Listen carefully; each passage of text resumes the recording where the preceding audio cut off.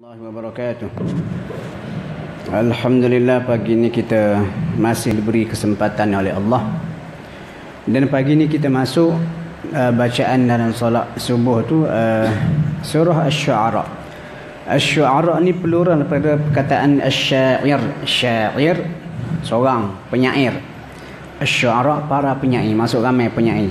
Dan kenapa surah Asy-Syu'ara dinamakan surah Asy-Syu'ara penyair ni? Sebab di hujung surah ni nanti Allah Ta'ala cerita sifat-sifat buruk kebanyakan para penyair Arab, dan ada juga penyair yang beriman.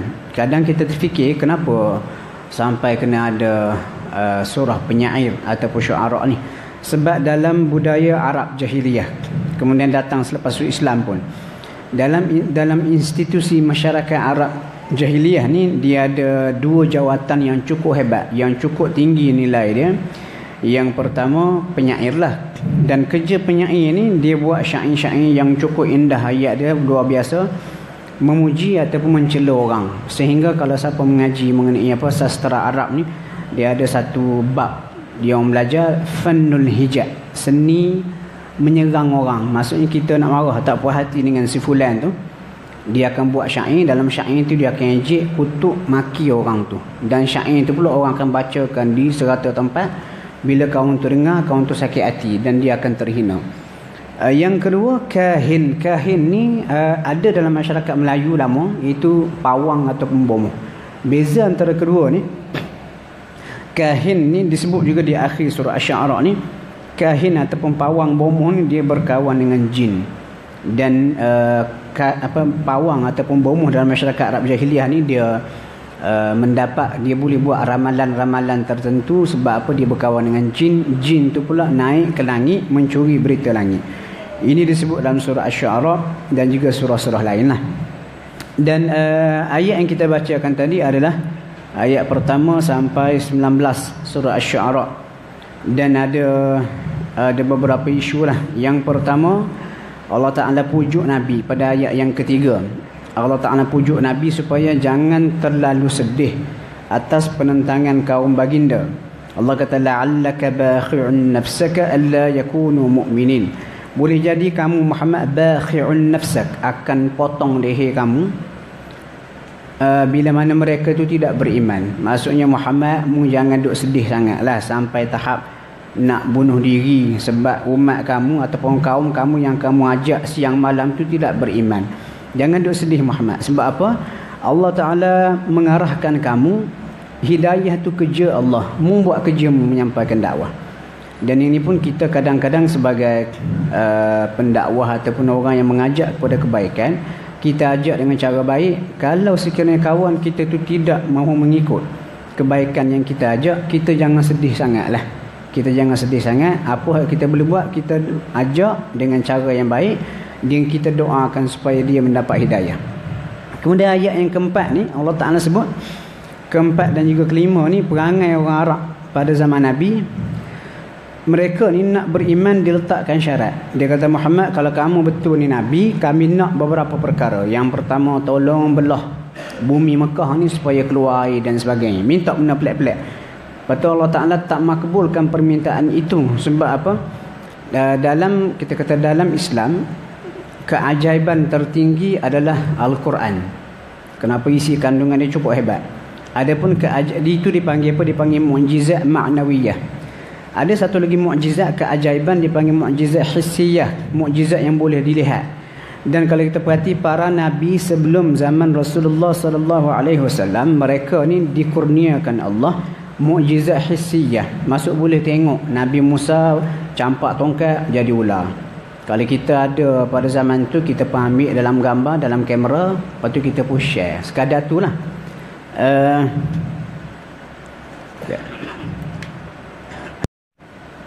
Kita share sekadar tu lah.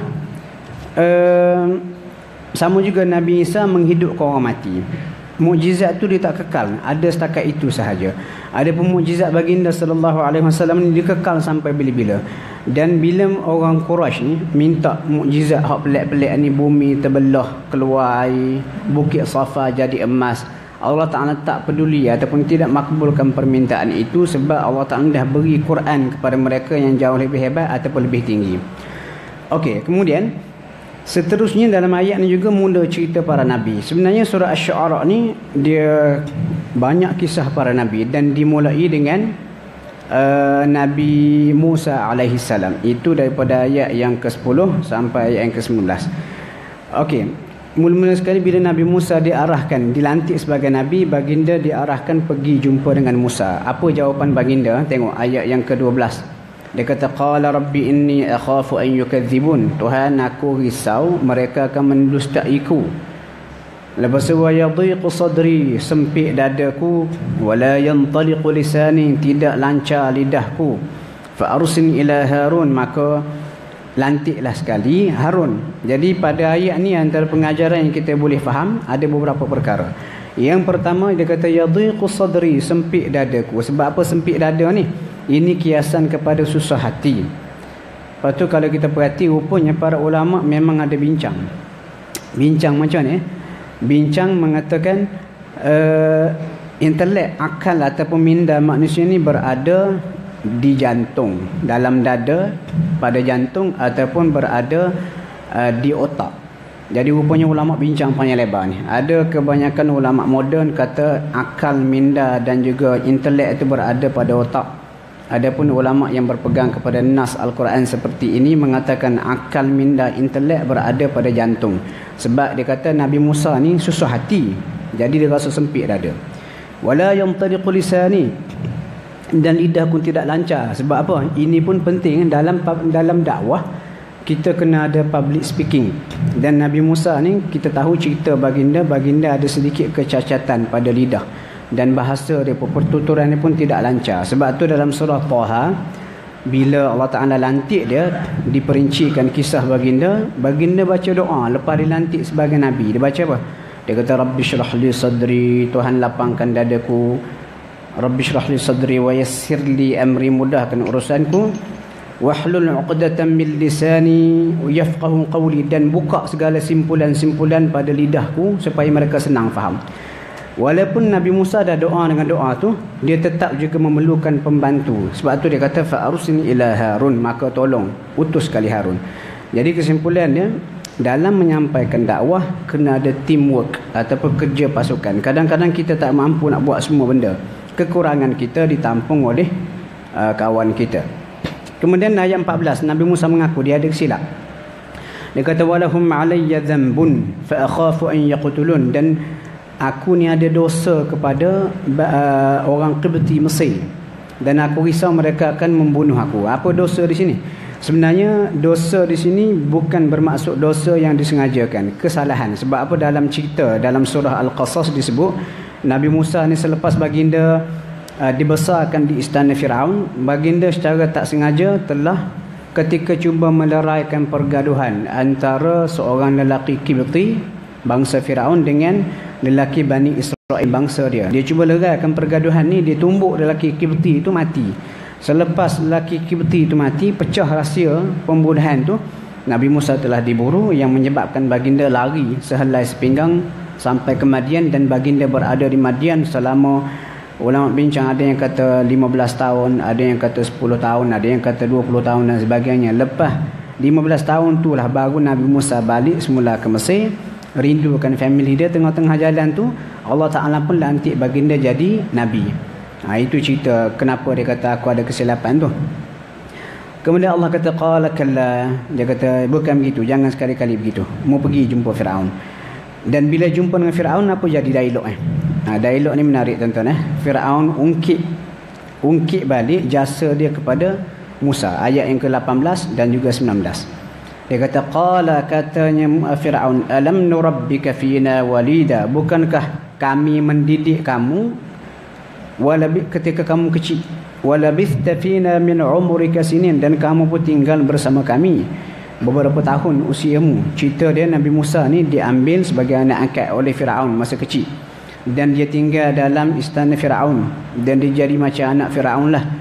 Lepas tu dia kata lagi wa fa'alta, dan kamu pun buat fa'alataka allati fa'alta, perbuatan yang kamu buat tu wahai Musa, wa anta minal kafirin, dan kamu ni orang yang tidak mengenang budi. Jadi bila Nabi Musa datang, Nabi Musa pun ajak Firaun kepada Allah, beriman kepada Allah dan minta supaya Firaun bebaskan Bani Israel, jangan hambakan mereka, perhambakan mereka di Mesir. Firaun pun ungkit balik. Dia kata, mu ni Musa dasar manusia tak kenang jasa. Aku bela mu daripada kecil, mu pun lama duduk dengan aku. Sekali mu lawan aku, antaranya dulu mu bunuh ketika bangsa aku, seorang kamu bunuh tu. Kemudian balik ni pula kamu cuba nak mengajar aku. Ini antara contoh ego Firaun yang cuba ditunjukkan, dan antara perangai tak elok lah, mengungkit kebaikan yang kita buat. Sebab apa tuan-tuan, dalam surah Al-Baqarah juzuk 3 Allah Ta'ala cerita mengenai antara benda-benda yang boleh merosakkan sedekah ni adalah mengungkit. Allah kata, la tubtilu sadaqatikum bil manni wal adha. Jangan kamu rosakkan sedekah kamu dengan mengungkit dan juga menyakitkan hati penerima. Jadi itu antara beberapa pengajaran yang kita boleh ambil pada surah Asy-Syu'ara. Kalau sebenarnya tuan-tuan nak ulas panjang lagi, saya rasa cukuplah untuk setakat dulu. Insya-Allah kita sambung minggu depan. Nanti minggu depan muka surat berikutnya kita perhati dialog yang berlaku di antara Nabi Musa dan juga Firaun, dan bagaimana Nabi Musa ni dikatakan gila dan Nabi Musa juga diancam untuk dipenjarakan. InsyaAllah kita jumpa lagi minggu depan. Assalamualaikum warahmatullahi wabarakatuh. Alhamdulillah kita bertemu lagi pagi ni tuan-tuan untuk seperti biasalah tazkirah pendek, tazkirah 10 ke 15 minit untuk surah yang kita baca dalam salat subuh pada hujung minggu. Dan alhamdulillah kita dah masuk surah Asy-Syu'ara, surah yang ke 26, juzuk yang ke 19. Dan ayat yang saya bacakan tadi daripada ayat yang ke 18 sampai 38 surah Asy-Syu'ara, dan cerita dia masih lagi cerita Firaun dan juga Musa. Dan kita tahu Nabi Musa ni yang saya ceritakan minggu lepas, baginda semasa mudanya tersilap membunuh orang. Itu bangsa Qibti, bangsa Firaun. Lepas tu dia lari, kemudian duduklah di Madian selama 10 ataupun 15 tahun. Jadi hari ni punya cerita Nabi Musa on the way balik ke Mesir, sebab dah lama di Madian, dia rindu kepada family dia di Mesir. Dia balik, tengah jalan dilantik menjadi Rasul. Dan selepas dilantik menjadi Rasul, Nabi Musa ni pun pergilah jumpa dengan Firaun, dan berlakulah dialog Firaun. Hari ni cerita dia dialog antara Musa dan juga Firaun. Dan dialog di sini nampak agak lengkap lah berbanding dengan surah-surah lain. Sebab tu itulah Quran ni, kita kena ambil semua ayat-ayat berkaitan satu cerita, kita letak satu tempat, barulah nampak yang jelas. Orang pun tanya, kenapa tidak diletakkan sekali satu tempat? Dia Allah Ta'ala ni, dia berbicara dengan Al-Quran penuh hikmah. Kadang-kadang dia cerita dalam surah ni, sudut ini ada benda ni nak disentuh. Dan satu lagi hikmah, dia minta kita ni supaya baca Quran ni biar menyeluruh lah. Jangan asyik-asyik baca satu surah yang sama sahaja. Okey, hari ni kita mula dari 18 kan. Bila Nabi Musa jumpa dengan Firaun, Firaun pun macam mengungkit lah. Mengungkit, dia kata, alam nurabbika fina walida, bukankah mu ni kami hak didik daripada kecil dan kamu tinggal bersama kami beberapa tempoh yang lama. Lepas semua buat benda hak mu buat tu, maksud mu bunuh orang. Lepas tu hari ni Nabi Musa pun mengaku. Dia kata, qala fa'altuha idza, memang aku buat benda tu, aku terbunuh orang secara tak sengaja. Wa ana minadh-dhallin, sebab masa tu aku tak ada bimbingan lagi. Fafarartu minkum, dan aku pun tak lari daripada kamu bila aku takutkan kejahatan kamu. Fawahaba li rabbi hukma, dan Tuhan anugerahkan kepadaku hukma, wisdom, kebijaksanaan. Kenapa keluar tu sampai ke Madian? Kalau baca dalam surah lain, surah Al-Qasas, Nabi Musa duduk ataupun dibimbing oleh seorang lelaki soleh. Walaupun Quran tak sebut siapa lelaki soleh tu, ada ramai juga ulama tafsir mengatakan pak mentua ataupun lelaki soleh yang membimbing Nabi Musa tu adalah Nabi Syu'aib. Tapi ramai juga yang tidak setuju. Dia kata lelaki soleh, Quran tak sebut nama dia Syu'aib. Dia kata cukup seorang lelaki tua, syekhun kabir. Kemudian Allah Ta'ala lantik aku jadi Rasul. Lepas tu Fir'aun pun tanyalah soalan. Ayat yang ke-23 tu. Qala Fir'aun, Fir'aun bertanya, wa ma rabbul alamin, apa Tuhan semesta alam sebenarnya kalau betul mu ni Rasul? Jadi bila ditanya, Nabi Musa pun menerangkan siapa Tuhan dia. Jadi kadang-kadang tuan-tuan, pengajaran kepada kita ni kena cerita kepada orang bukan Islam siapa Tuhan kita. Dan kalau boleh kita cerita dengan cara yang lembut dan juga penuh logik. Jadi Nabi Musa pun jawab, qala, kata Musa, rabbus samawati wal ardi wa ma bainahuma in kuntum muqinin. Tuhan yang memiliki sebesar-besar langit dan juga bumi dan semua berada di antara tu. Lepas tu Fir'aun pun mula mengejek. Nabi Musa. Dia kata, qala liman hawlahu ala tastami'un. Fir'aun pun pusing kepada orang di sekeliling dia.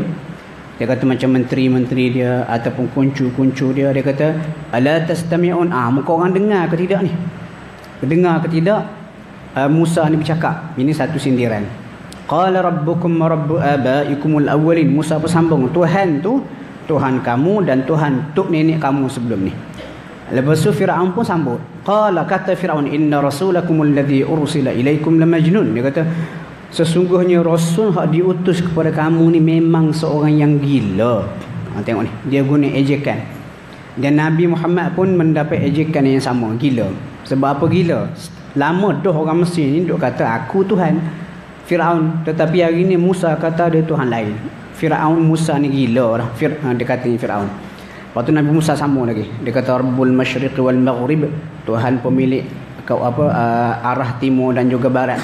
In kuntum muqinin. Jadi kalau kita perhati, Nabi Musa ni dia menerangkan kewujudan Tuhan, siapa Tuhan dia. Dia kata Tuhan yang satu, pemilik langit bumi, Tuhan kamu, Tuhan untuk nenek kamu, dan Tuhan yang memiliki waktu arah timur dan juga barat. Dan kalau kita perhati, perkara yang sama digunakan oleh Nabi Ibrahim ketika baginda berdakwah kepada raja dia Namrud. Dalam surah Al-Baqarah, Namrud kata, aku Tuhan, aku menghidup, aku mematikan. Lepas tu Nabi Ibrahim gunakan hujah matahari. Dia kata, Tuhan aku ni wahai Namrud, kalau kamu nak tahu, Tuhan yang menerbitkan matahari daripada timur. Kalau mu ni Tuhan wahai Namrud, cuba terbitkan matahari daripada barat. Rupanya isu timur dan juga barat ini juga digunakan oleh Nabi Musa bila dia berbicara dengan Fir'aun. Bila habis dakwah tu nak disampaikan, lalu Fir'aun pun memberi ancaman. Dia kata, tengok ayat yang ke-29. Dan kalau kita perhati, inilah juga biasa digunakan oleh ramai pemerintah dunia yang sudah tidak dapat menjawab hujah. Dia kata, pada ini takhadta ilahan ghairi. Kalau mu ambil Tuhan, menyembah Tuhan selain pada aku, la aj'alannaka minal masjunin. Aku akan penjarakan kamu. Dia ugut nak penjarakan Nabi Musa. Lepas tu Nabi Musa pun jawab balik. Dia kata, awalau bi'ju'tika bisyai'im mubin. Walaupun aku bawa hujah yang nyata. Fir'aun kata, cuba bawa datang. Nabi Musa pun fa'alqa 'asahu. Dia pun campak tongkat dia. Fa'idha hiya thu'banun mubin. Jadi ular yang nyata. Kenapa disebut ular yang nyata ni? Sebab ini bukti mukjizat. Mukjizat ni dia boleh bertukar daripada satu benda kepada benda yang lain. Berbanding sihir. Sihir ni kadang-kadang dia tipu. Mata kita tersilap pandang. Wa naza'a yadahu fa idha hiya baydha'u lin-nadhirin. Keluarkan tangan Musa pula putih. Orang yang memerhatikan terkejutlah. Lepas tu Fir'aun berkata, inna hadza lasahirun alim. Dia kata ini adalah seorang ahli sihir. Tujuan Musa buat macam ni, yuridu an yukhrijakum min ardikum bisihrih. Tujuan dia nak mengusir kamu semua daripada bumi kamu. Okey, yang saya nak highlight di sini adalah perkataan bumi. Dia kata apa? Musa ni ahli sihir. Dia datang ke sini, tunjuk sihir dia, nak mengkagumkan kita, tapi matlamat asam dia nak usir kita keluar daripada bumi kita. Kenapa nak Musa ni Fir'aun sebut bumi? Rupanya Fir'aun ni adalah seorang ahli politik yang sangat licik. Dan Fir'aun, dia kalau kita perhati dalam kita kata kisah bagi Nabi Musa dengan Fir'aun, Fir'aun ni sangat pandai memanipulasi situasi dan juga keadaan. Sebab apa? Dia lama memerintah, dia tahu belaka dari cara-cara, dia tahu nak memperbodohkan rakyat dia. Dan antara satu cara, dia kata Musa ni datang ke sini, niat dia satu je. Dia nak usir kita keluar daripada bumi ni.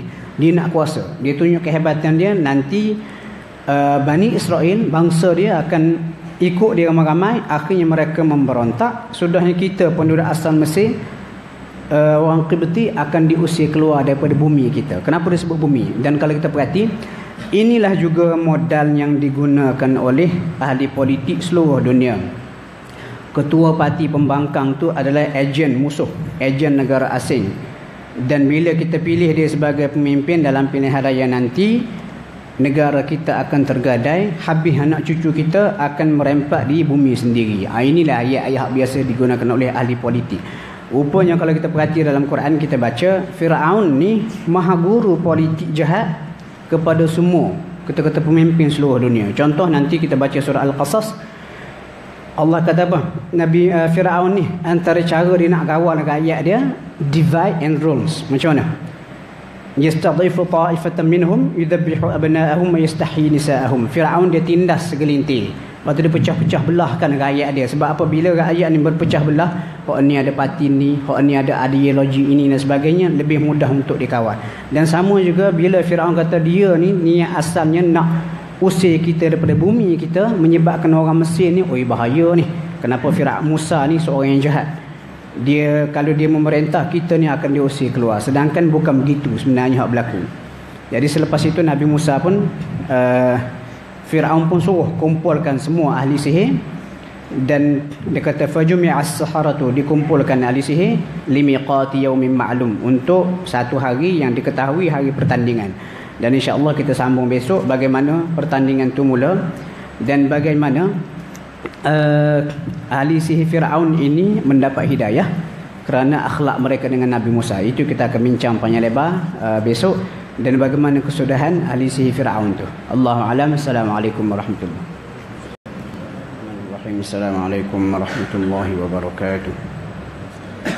Alhamdulillah kita bertemu lagi pagi ni, dan pagi ni kita sambung lagi surah Asy-Syu'ara yang kita baca semalam. Dan kesudahan semalam kita baca bagaimana Musa bertemu dengan Firaun dan ajak Firaun menerima agama tauhid. Kemudian berlakulah cabar-mencabar, dan Firaun pun cabar Musa untuk bertanding sihir. Dan hari ini cerita pertandingan sihir itu. Hari ini kita baca ayat yang ke-38 sampai 60 surah Asy-Syu'ara.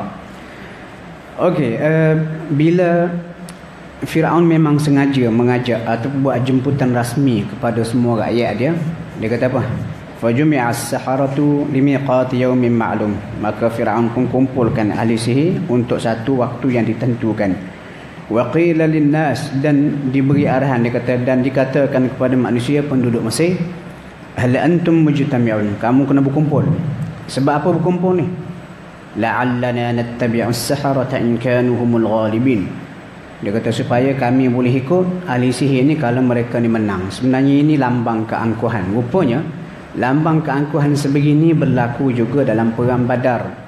Perang Badar ni musyrikin Quraisy asalnya keluar nak selamatkan kafilah dagang Abu Sufyan yang berjumlah 1000 ekor unta, 40 orang hak menjaga. Itu logik 313 tu. Tapi bila kafilah dagang tu dah selamat keluar, dah selamat bebas sampai ke Mekah, tidak digempur oleh Rasulullah, Abu Sufyan hantar wakil untuk panggil tentera Mekah yang berjumlah 1000 tu untuk balik semula ke Mekah. Kenapa? Matlamat asal nak jaga kafilah dagang tu dah selamat. Abu Jahal pun kata apa? Kami tidak akan balik sehingga kami boleh buat kenduri di Badar selepas kami musnahkan tentera Muhammad. Biar lepas ni orang Arab akan bercerita betapa hebatnya tentera Mekah. Jadi dia ada lambang kesombongan dan juga keangkuhan. Benda ni pun sama. Dan ini antara kesilapan Firaun. Firaun ni dia pandang rendah kemampuan Nabi Musa. Okey. Bila bertemu tu, ringkas cerita mulalah pertandingan sihir. Itu ayat yang ke-43 ni. Qala lahum Musa. Musa pun kata kepada mereka, ahli sihir tu. Dia kata, alqu, campakkan ma antum mulqun, apa kamu nak campak. Lepas tu fa'alqaw hibalahum. Maka ahli sihir Firaun ni jumlahnya macam-macam lah. Ada yang kata 70 orang dan sebagainya. Mereka pun campakkan hibalahum, tali-tali mereka, wa'isiyahum, dan juga tungkat-tungkat mereka. Dan kalau kita perhati rupanya baca dalam tafsir, ahli sihir Firaun ni dicampak tongkat dan juga tali yang sudah dilumur dengan raksa mercury. Dia ambil apa tali itu, dicelup siap-siap dengan mercury ataupun raksa, lepas tu dia pun campak. Sebab apa? Bila matahari pertandingan ni kalau baca dalam surah Taha berlaku pada waktu duha. waktu dalam pukul 9 hingga pukul 10-11 gitulah. Jadi bila matahari bersinar, kena tali atau tongkat yang dicampakkan oleh ahli hisab Firaun yang sudah dilumur dengan raksa ataupun merkuri tu, dia akan menggelupur macam real punya ular. Ini dia punya teknik dia. Lepas tu mereka kata waqalu, dan mereka ahli sihir Firaun pun kata bi'izzati Firaun, dengan keagungan kemuliaan Firaun, inna lanahnul ghalibun, kami pasti akan menang. Sebab apa dia guna bi'izzati Firaun? Sebab mereka ni nak bodek Firaun tu. Firaun tu tengok saksikan pertandingan ni bermula. Jadi bila ahli sihir Firaun campak tongkat tu, dia kata dengan kemuliaan tuanku Firaun, kita akan menang. Dan kalau kita perhati waqalu bi'izzati Firaun ni, inilah juga biasa yang digunakan oleh Tok Bomo. Tok Bomo ni bila dia campak apa-apa, dia buat apa-apa, dia baca jampi, hujung tu mula-mula tu jampi serapah tak apa-apa, bunyi pun tak apa-apa, bunyi pun ada unsur-unsur syirik. Di hujung tu nak nampak seolah-olahnya benda ni tidak syirik, dia kata dengan berkat la ilaha illallah Muhammadur Rasulullah. Itu sekadar kosmetik saja. Dan beza antara Firaun, ahli sihir Firaun dengan Nabi Musa, kalau baca dalam riwayat lain, ahli sihir Firaun bila dia campak tongkat tali dia kata dengan kemuliaan Firaun kita akan menang. Adapun Nabi Musa bila dia campak tongkat tu, dia kata apa? Bismillah, dengan nama Allah. Lepas tu ayat yang ke-45 ni, Nabi Musa campak tongkat tu, habis tongkat dia bertukar jadi ular menelan semua orang lain.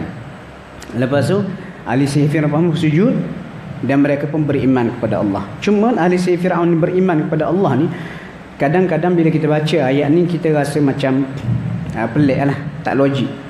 Mereka mulakan sihir dia, Musa pun campak tongkat bertukar jadi ular, telan semua yang mereka buat tu, mereka pun tunduk sujud. Sebenarnya gini tuan-tuan, ahli sihir Firaun ni berada pada kemuncak ilmu sihir. Dan mereka tahu dah, kalau sekiranya, sebab kalau baca dalam riwayat tafsir, rupanya ada pertemuan antara Musa dan juga ahli sihir Firaun. Jadi bila mereka sampai ke Mesir, jumpa dengan Nabi Musa, berlaku dialog. Antara isi dialog tu, Musa kata mungkin ikut aku ni bukan sihir. Lepas tu katanya ahli sihir Firaun, kami mempunyai sihir yang tertinggi. Lepas tu Nabi Musa kata, bagaimana kalau aku boleh kalahkan kamu? Katanya ahli sihir Firaun, kami tidak akan kalah. Kalau ada jugalah boleh mengalahkan kami, itu bukan sihir, tetapi itu memang datang daripada Tuhan semesta alam. Jadi bila ahli sihir Firaun ni kalah, dia pun tahu Musa ni bukan orang biasa, memang benar seorang Nabi. Mereka pun lantas sujud. Dan disebut lagi dalam riwayat, bila mereka sujud, antara keistimewaannya ketika sujud tu Allah Ta'ala buka hijab, mereka nampak syurga.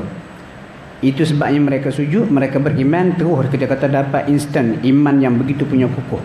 Dan ulama tafsir juga bincang dalam surah lain, contoh dalam surah Taha, surah yang ke-20, antara sebab kenapa ahli sihir Firaun ni Allah Ta'ala kurniakan hidayah kepada mereka, sebab mereka ni beradab dengan Nabi Musa alaihissalam. Sebabnya bila mereka jumpa dengan Nabi Musa masa nak bertanding sihir tu, disebut dalam surah Taha, surah Al-A'raf, mereka tanya Musa dulu. Dia kata, Musa, Tuan nak mula dulu ke ataupun kami mula dulu? Maksud mereka menghormati Musa. Dan kerana akhlak mereka dengan Nabi Musa, itulah menyebabkan mereka mendapat hidayah. Sebab tu tuan-tuan, kita ni kena jaga akhlak. Dan kadang-kadang kalau kita tengok kawan kita yang bukan Islam tapi akhlaknya baik, kita doakan dia supaya dapat hidayah, seperti mana ahli sihir Firaun dapat hidayah. Jadi ringkas cerita, selepas mereka kalah, Firaun pun dah mula resah. Firaun pun guna teknik ahli politik yang licik. Dia kata apa, tengok. Dia kata qala amantum lahu, ayat 49 tu. Qala amantum lahu qabla an adhana lakum. Kamu beriman kepada Musa sebelum aku izinkan. Lepas tu Firaun berkata, innahu lakabirukumul ladzi 'allamakumus sihr. Sebenarnya Musa ni adalah ketua yang telah mengajar kamu semua ni sihir. Jadi soalan dia, kita pelik bila baca ayat ni. Kenapa tiba-tiba Nabi Firaun mendakwa patutlah kamu semua ni kalah kepada Musa dan sujud kepada Tuhan? Sebab Musa ni sebenarnya tok guru kamu semua. Dan dalam ayat lain disebut pula, kamu dan Musa dah ada plan untuk berlakon hari ni, bertanding, kamu akan kalah. Jadi bila baca ayat ni, rupanya Firaun ni adalah seorang ahli politik yang sangat licik. Sebab bila ahli sihir dia kalah, Dia tak risau kena ahli sihir, dia risau rakyat dia. Pok duk perhati ni. Tiba-tiba kalah, tunduk pada Musa. Jadi Firaun ni dia nak pastikan rakyat dia itu tidak terpengaruh kepada Nabi Musa. Dia pun tukar cerita, ada-adakan cerita. Dia pun macam soalan ambil mikrofon hari tu, bagi tahu ke orang Mesir, tak pelik lah kalau mereka kalah kepada Musa. Sebab Musa ni kalau korang nak tahu, tok guru kepada ahli sihir ni, dan mereka dah merancang untuk bertanding dan kalah pada hari ni. Jadi Nabi Musa pun, Firaun pun boleh secure kita sokongan rakyat dia. Dan kalau kita perhati, inilah juga yang berlaku di seluruh dunia. Rejim-rejim yang zalim, dia akan cerita kepada rakyat dalam media yang mereka kuasai, hak baik itu sebenarnya jahat, dia hak jahat ni ditunjukkan sebagai baik. Sebab apa? Nak pastikan sokongan tu kekal. Ini antara contoh kita katakan Firaun ni seorang ahli politik yang sangat licik. Tetapi ahli sihir Firaun tu pun tetap juga dengan iman mereka, akhir mereka mati dibunuh. Kemudian ayat berikutnya kalau saya nak ringkaskan, ayat daripada 52 sampai 60. Apabila Nabi Musa dibenarkan oleh Allah untuk keluar daripada Mesir, jadi Firaun pun dia kata fa arsala fir'aun fil madaini hashirin. Firaun pun hantar arahan ke seluruh wilayah dia mengumpulkan mengumpulkan tentera. Inna haula, dia kata ni Bani Israel ni hak keluar ni la shirzimatun qalilun, jumlah yang sedikit saja. Wa innahum lana laghaidun, dan tindakan mereka meninggalkan Mesir tanpa izin aku ni menjadikan aku marah, kata Firaun. Wa inna la jami'un hadirun, dan kami ni adalah satu empire yang sentiasa bersedia. Dan bila baca tafsir ayat ni, memang Firaun ni tuan-tuan dalam surah-surah lain pun disebut mempunyai empire yang sangat hebat. Tentera dia disebut berjumlah 1 juta lebih. Bani Israel, kita kata rakyat bangsa Bani Israel cuma dalam ratusan ribu. Jadi bila Firaun mengarahkan tentera dia untuk berkumpul, di sekali petik mereka akan sedia anytime. Dan bayangkan tentera ni 1 juta, sekali petik dikerah daripada seluruh Mesir, empire dia, nak kejar Bani Israel yang dia kata la shirzimatun qalilun, jumlah yang sangat sedikit. Bayangkan bagaimana gerunnya Bani Israel. Dan kita akan bincanglah nantinya dalam ayat-ayat berikutnya. Cuma nak cerita hari ni, kehebatan tentera Firaun ni, empire Firaun dengan kelengkapan tenteranya, bukan hak inilah juga kalau kita perhati berlaku pada tentera Amerika Syarikat. Dia ada pengkalan seluruh dunia, petik je anytime. Walaupun begitu hebat macam mana sekalipun tentera Firaun, berjumlah 1 juta sekalipun, dia tetap tidak dapat menandingi tentera Allah Ta'ala, iaitu laut. Bila Nabi Musa belah laut, selamat Bani Israel sampai ke seberang sana, jadi Allah Ta'ala pun arahkan laut tentera dia juga untuk menelan ataupun menenggelamkan semua tentera Firaun. Jadi bila kata kalau nak lawan one to one dengan empire Firaun, mustahil. Jadi Allah Ta'ala atur cantik, bila tentera Firaun hak kita kata jumlah sampai 1 juta tu masuk dalam laut, tenggelam, habis musnah empire Firaun dalam masa sehari saja. Dan Allah Ta'ala boleh buat benda ni dengan kuasa dia.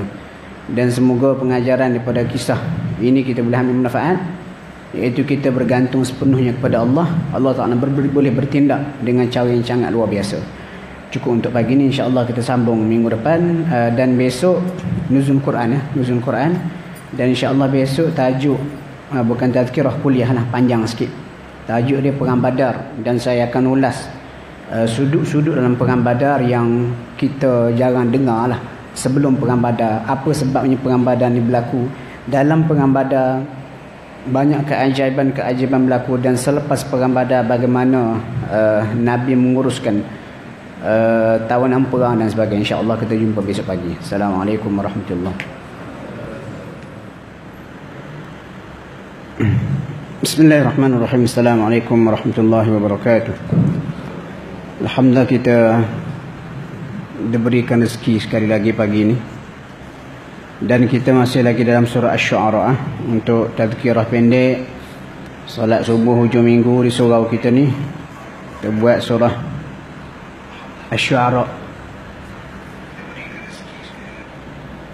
Dan pagi ini kita baca surah Asy-Syu'ara ni muka surat ataupun ayat 61 sampai 83. ataupun Quran kita ni muka surat 370. Dan hari ni ada dua cerita, iaitu cerita Nabi Musa alaihi salam dan juga Nabi Ibrahim.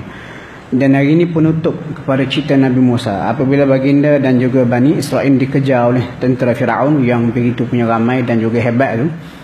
Jadi Allah Ta'ala pun sebut bagaimana berlaku. Dan kita boleh tengok pada ayat-ayat ini keyakinan seorang Nabi dan juga keyakinan orang awam yang walaupun dah melihat berbagai keajaiban, tetapi mereka masih lagi ragu kepada Tuhan. Ayat 61 Allah kata falamma tara al-jam'an, bila mana dua pihak ni bertemu ataupun saling melihat, Firaun duduk seberang sana, Firaun semakin hampir dengan laut ni. Lepas tu Bani Israel pula duduk tepi laut, kemudian duduk pusing tengok ke Firaun. Faqala ashabu Musa inna lamudrakun. Pasal katanya pengikut Nabi Musa ni kata inna lamudrakun, kami dah ditemui, macam kata habis dah hari ni. Qala kalla, Musa berkata no, tak ada begitu. Inna ma'iya rabbi sayahdin, Tuhan bersama-sama ada Tuhanku, Tuhan aku akan beri petunjuk nak buat macam ni. Lepas Allah Ta'ala pun arahkan kepada Musa. Ringkas cerita, Musa belah laut, ketuk laut, lalu laut pun terbelah. Cerita pasal laut terbelah ni kalau baca dalam tafsir macam-macam versi dan juga riwayat. Cuma kalau kita perhati ayat Quran pada ayat 63 disebut umum laut terbelah dan untuk dilalui oleh Bani Israel. Kalau baca dalam berbagai versi tafsir dia kata laut ni terbelah membentuk 12 lorong. Pelik bunyi tu, membentuk 12 lorong. Kenapa 12 lorong ni? Sebab Bani Israel, Bani anak-anak Israel Yaqub. Israel tu bahasa Yahudi bermaksud hamba Allah. Maksudnya anak-anak Nabi Yaqub ni 12 orang dahulu. Kemudian setiap seorang tu melahirkan satu suku yang khusus.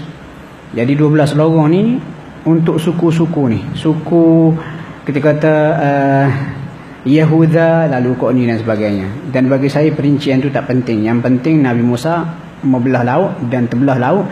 Lepas tu Nabi Musa pun dengan para pengikut dia lalu bebas ke sana. Bila dah pengikut terakhir Nabi Musa dah selamat seberang ke seberang sana, dan pengikut terakhir Firaun pun dah berada dalam lautan, Allah Ta'ala pun tutup lautan. Dan kalau kita perhati lautan ni dia kata besar, terbelah tu seperti gunung yang tinggi.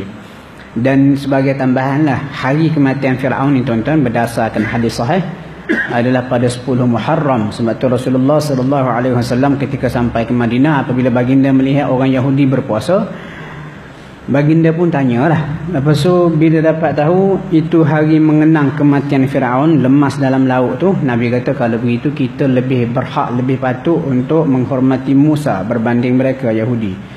Nabi kata kalau aku hidup lagi tahun depan, aku akan puasa 9 dan juga 10 Muharram. Kenapa mesti ada beza? Kalau kita terlepas 9 Muharram itu dipanggil Tasu'a, kita sambung 10, 11. Kemudian ayat 70 ni sampai 83 cerita Nabi Ibrahim dengan kaum dia. Dan Nabi Ibrahim bila berhadapan dengan kaum dia, dia tanya kaum sembah apa ni? Lepas tu kaum dia kata kami sembah berhala. Lepas tu ada beberapa soalan yang ditanya oleh Nabi Ibrahim. Dan soalan ini sebenarnya soalan yang cukup logik untuk kita kata disoal kepada para penyembah berhala. Dia kata qala hal yasma'unakum idh tad'un. Katanya Ibrahim, adakah berhala-berhala kamu ni mendengar kamu iftad'un bila kamu panggil? Dengar ke tidak? Tak tahulah sebab tak pernah jawab.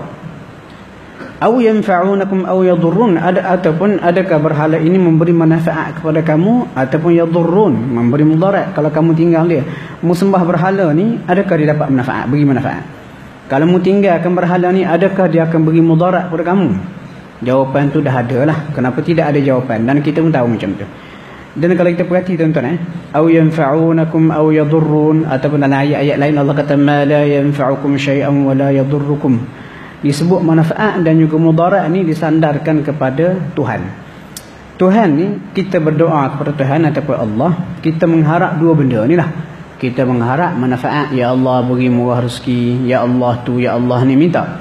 Ataupun mudarat, ya Allah minta jauhlah daripada mudarat-mudarat yang akan berlaku. Lepas tu kita dalam wirid kita tadi kita baca Bismillahilladzi la yadurru, dan nama Allah pula An-Nafi', Ad-Dar, pemberi manfaat dan juga pemberi mudarat. Dan benda ni hanya dimiliki oleh Allah.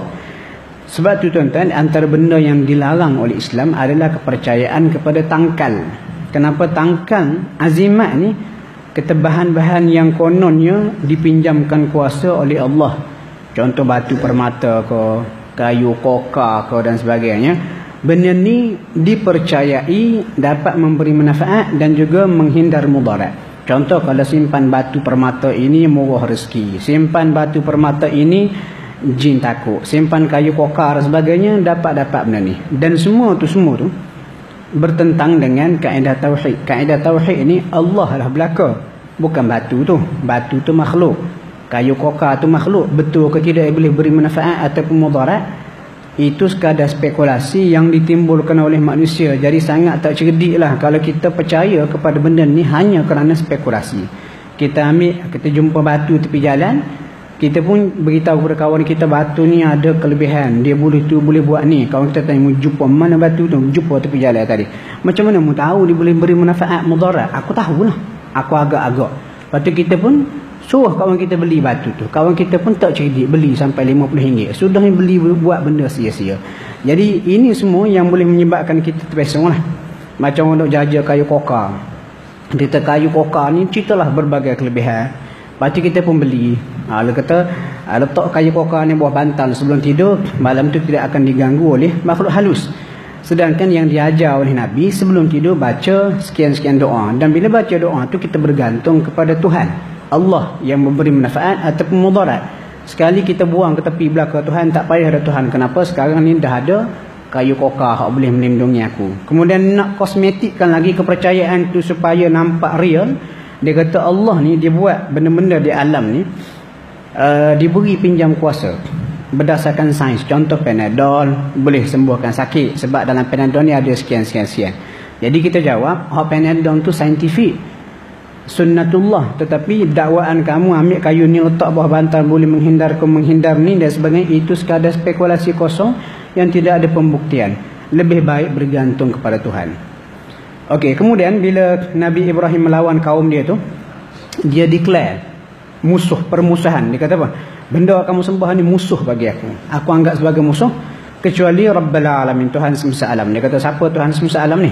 Tuhan semesta alam ni dia cerita kepada kaum dia beberapa sifat supaya kaum dia perhati dan kita sekarang pun perhati. Allah ni kata siapa? Alladzi khalaqani, dia yang mencipta aku. Fahuwa yahdin, dia bagi petunjuk kepada aku ni. Walladhi huwa yut'imuni, dia bagi aku makan. Wa yasqin, bagi aku minum. Lepas tu dia kata lagi wa idza maridtu, dan bila aku sakit, fahuwa yashfin, dia menyembuhkan aku. Ayat berikutnya dia kata lagi walladhi yumituni, dia yang mematikan aku. Thumma yuhyin, kemudian menghidupkan aku besok. Ini dia terap masuk cerita mengenai kiamat, kebangkitan semula. Cuma ayat ni kalau orang belajar tafsir, dia kata ayat yang ke-80 ni ada lataif, ataupun kehalusan bahasa yang menunjukkan kesempurnaan Al-Quran. Ayat mula daripada ayat 78 sampai 81. Dia kata tengok gaya Nabi Ibrahim bercakap bila describe Allah. Dia kata Allah yang mencipta aku, beri hidayah kepada aku. Allah bagi aku makan, bagi aku minum. Lepas tu bila aku sakit, dia sembuhkan aku. Lepas tu dia yang mematikan aku, menghidupkan aku. Kalau ikut rhythm sepatutnya bunyi macam ni. Siapa Allah tu? Allah dia hak cipta aku, dia bagi petunjuk kepada aku. Dia hak bagi aku makan, dia juga bagi aku minum. Dia hak bagi aku sakit dan dia hak menyembuhkan aku. Tetapi bila tang sakit tu, Nabi Ibrahim twist ayat, pusing ayat. Dia bagi aku cipta aku, dia bagi aku hidayah. Dia bagi aku minum, dia bagi aku makan, dia bagi aku minum. Dan bila aku sakit, dia sembuhkan aku. Dia tak kata dan dia menyakitkan aku. Sebab apa? Kalau walaupun kita dapat sakit ni benar daripada Allah, tetapi kalau kita kata dia bagi aku sakit, nampak negatif. Jadi Nabi Ibrahim menjaga adab dia dengan Allah. Dia tukar. Dia hak cipta aku, bagi hidayah kepada aku, bagi aku makan, bagi aku minum. Itu bila aku sakit, dia sembuhkan aku. Walaupun sakit itu memang datang pada Allah. Dan ini antara contoh kita beberapa lataif, kehalusan bahasa Al-Quran. Contoh dalam Fatihah lah. Kita minta petunjuk jalan mana. Kita tak ada 3. Kita siratal ladzina an'amta alaihim, jalan yang kamu Allah beri nikmat kepada mereka. Lepas tu Dia tak kata yang bukan yang engkau murkai, bukan yang engkau hukumkan sesat. Tak. Dia kata apa? Siratal ladzina an'amta alaihim, jalan yang kamu beri nikmat pada mereka. Hak baik nikmat letak ke Tuhan, tak ada masalah. Ghairil maghdub, tidak yang dimurkai. Dia tak kata yang tidak yang engkau murkai. Waladhdallin, tidak juga sesat. Dan Allah Ta'ala tak kata yang engkau sesatkan. Sebab apa? Nak cerita benda baik kita sandarkan kepada Allah. Sebab tu dalam berdoa tuan-tuan kena jaga adab-adab. Walaupun benda itu betul. Kita kata anjing, babi ini adalah makhluk Allah. Kita pun berdoa, ya Allah, Tuhan malaikat Jibril, Tuhan Israfil, Tuhan langit, Tuhan bumi, Tuhan babi, kita kata. Tuhan ular tedung selam, Tuhan rimau, Tuhan kita sebut binatang-binatang nampak buruk sifat dia. Kita sandarkan kepada Allah. Dan ulama kata itu contoh adab yang salah dalam berdoa. Walaupun benda itu benar. Ini antara contoh. Dan yang terakhir sekali ayat 83. Ni Nabi Ibrahim dalam himpunan doa baginda dia kata apa? Rabbi habli hukma, Tuhan anugerahkan kepadaku hukma, ilmu pengetahuan, wisdom, wa alhiqni, dan gabungkan aku masa di dunia dan selepas aku mati besok bis-salihin, dengan orang yang soleh. Rupanya wa alhiqni bis-salihin ini gabung di dunia dan juga di akhirat. Imam Ibn Katsir ketika mengulas ayat 83 dia kata apa? Ini adalah seiring dengan doa Rasulullah SAW sebelum baginda wafat. Saya biasa sebut Rasulullah sebelum dia wafat, dia tidak mengatakan Allah ummati. Hak tu riwayat tak sahih. Riwayat hak betulnya Nabi sebut dua patah perkataan. Nabi kata apa? Aisyah sebut Nabi dongak ke atas, Nabi membaca wa ma'al ladzina an'ama Allahu 'alaihim minan nabiyyin was-siddiqin wasyuhada'i was-salihin. Lepas tu Nabi pun sebut Allahumma fir rafiqil a'la. Apa maksud dia tu? Nabi tengok ke atas, Nabi berkata bersama orang yang Allah beri nikmat kepada mereka, yang mana daripada golongan para nabi, orang yang benar, orang yang mati syahid, dan juga orang yang saleh. Lepas tu Nabi pun sebut Allahumma ya Allah fir rafiqil a'la, kepangkuan tertinggi. Rupanya ar-rafiqul a'la ni adalah sebuah tempat di alam barzakh. Kita kata tempat mana yang Allah Ta'ala letak kata ruh manusia pilihan seperti para nabi, orang mati syahid. Jadi maksudnya as-salihin tu hak Nabi Ibrahim nak, dia kata lepas aku mati di alam barzakh besok aku nak duduk di situ. Itulah juga yang disebut oleh Nabi Sulaiman dalam surah An-Naml, juga Nabi Yusuf ketika sebelum baginda wafat dalam surah Yusuf, dan juga itulah juga disebut oleh Nabi Ibrahim dalam ayat ini. Maksudnya Al-Quran dan juga sunnah yang sahih semuanya berasal daripada Tuhan, wahyu, dan tidak ada percanggahan antara satu sama lain. Dan itu lebih kurang tuan-tuan pagi ni apa kita boleh ulas. Saya saja panjangkan sikit Kemudian penting bagi kita berpegang kepada benda yang sahih. Maksudnya riwayat yang sahih, hadis sahih Bukhari Muslim. Perkataan terakhir Rasulullah sebelum baginda wafat adalah Allahumma fir rafiqil a'la, bukan ummati. Hak tu tak betul tu. Kita buang jauh-jauh lah. Alhamdulillah, semoga dapat manfaat bersama daripada tazkirah pagi ini. Assalamualaikum warahmatullahi wabarakatuh. Ni ada kad Selayang Mulia, siapa tinggal boleh tuntuk depan